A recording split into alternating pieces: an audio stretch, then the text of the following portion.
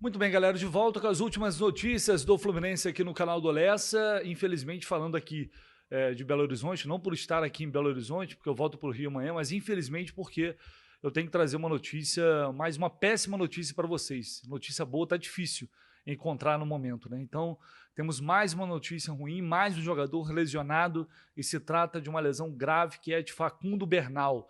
Eu vou trazer os detalhes para vocês aqui, além de outras notícias, informações importantes, e vou tentar ser o mais objetivo possível aqui, porque tem muita coisa para a gente falar. Então, se você puder deixar aqui o seu like, se inscrever aqui no canal, e o seu comentário também é muito importante. Conto muito com a ajuda de todos vocês, porque isso é fundamental aqui para a gente, tá? Eu vou já de cara começar falando sobre essa situação do Bernal. O Fluminense divulgou um comunicado há pouco, afirmando que ele deixou o jogo de ontem contra o Atlético Mineiro sentindo uma lesão na coxa esquerda. Olha, melhor, perdão, sentindo dores na coxa esquerda. Ele passou por exames nesta segunda-feira, na volta ao Rio, e esses exames detectaram uma lesão grau 3 no adutor da coxa esquerda do Bernal.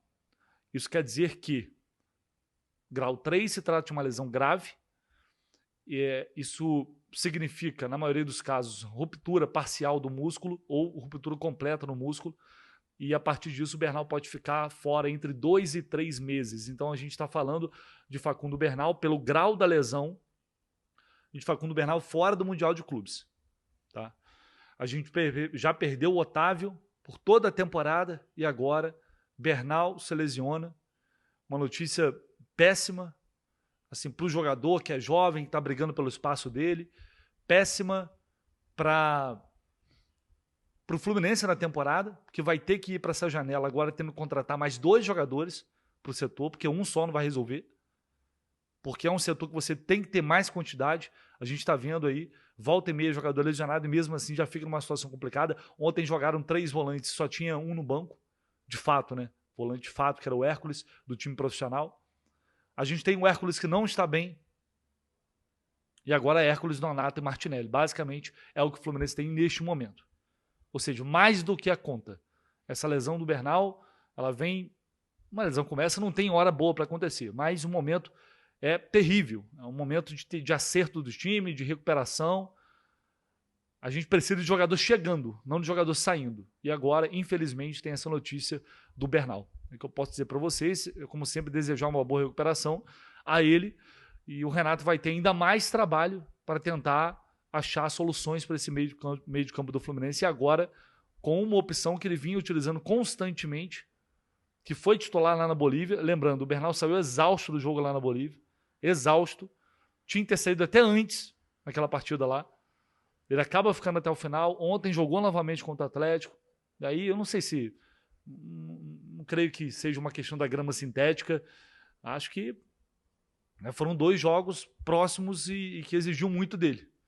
E pode ser aí que... E eu acho que isso pode justificar, talvez explicar a lesão, apesar de não ter... É difícil precisar esse tipo de coisa. Mas enfim, o fato é que o Fluminense perdeu o Bernal e agora é mais um grande problema que terá pela frente para resolver nesta próxima janela de transferências. E claro, para todo esse mês que temos pela frente até a chegada do Mundial de Clubes, que é onde o Fluminense vai conseguir fazer essa janela em junho para tentar contratar jogadores.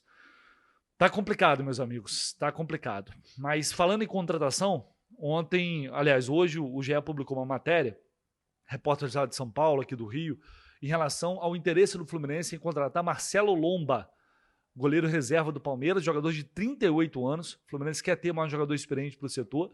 Esse contato com o Marcelo Lomba já aconteceu tem um tempo, e agora, enfim, a gente tem isso confirmado, o desejo do Marcelo Lomba em defender o Fluminense. Ele já tem contatos com o Fluminense, acho que desde o ano passado já havia esse interesse, mas não foi manifestado. Ele não renovou o contrato com o Palmeiras, que acaba no final do ano, e agora ele já manifestou ao Palmeiras que deseja sair do clube e acertar com o Fluminense, porque ele acredita que vai ter mais espaço no Fluminense, até porque o Fábio já está com 44 anos, a gente não sabe se ele vai continuar a carreira no ano que vem ou não, está agarrando um absurdo ainda, mas enfim.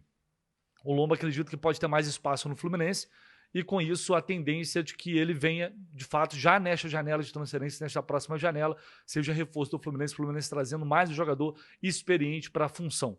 Tudo depende de uma liberação. O Palmeiras não vai fazer força para ficar com o Marcelo Lomba, já está monitorando o mercado em busca de outros goleiros, conforme informou o GE, e, portanto, esse acerto é questão de tempo, tá?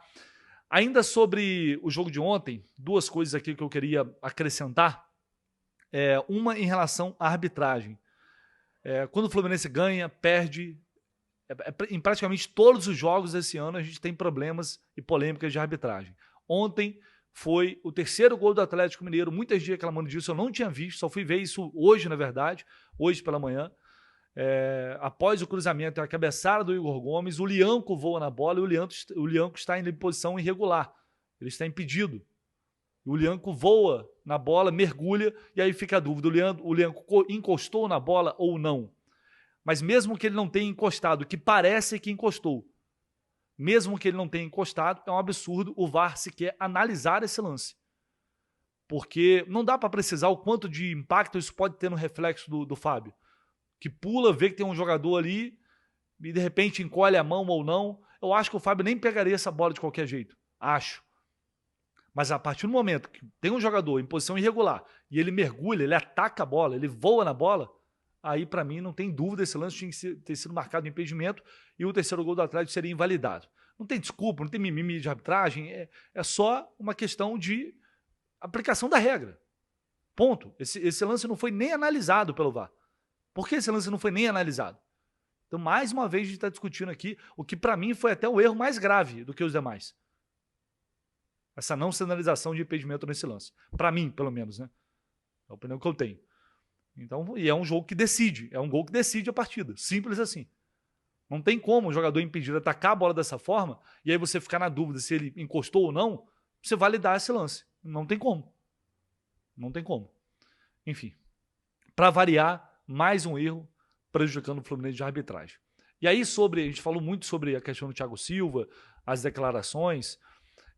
Hoje, no Sport TV, o Felipe Melo deu a seguinte opinião sobre esse episódio de declaração do Thiago Silva.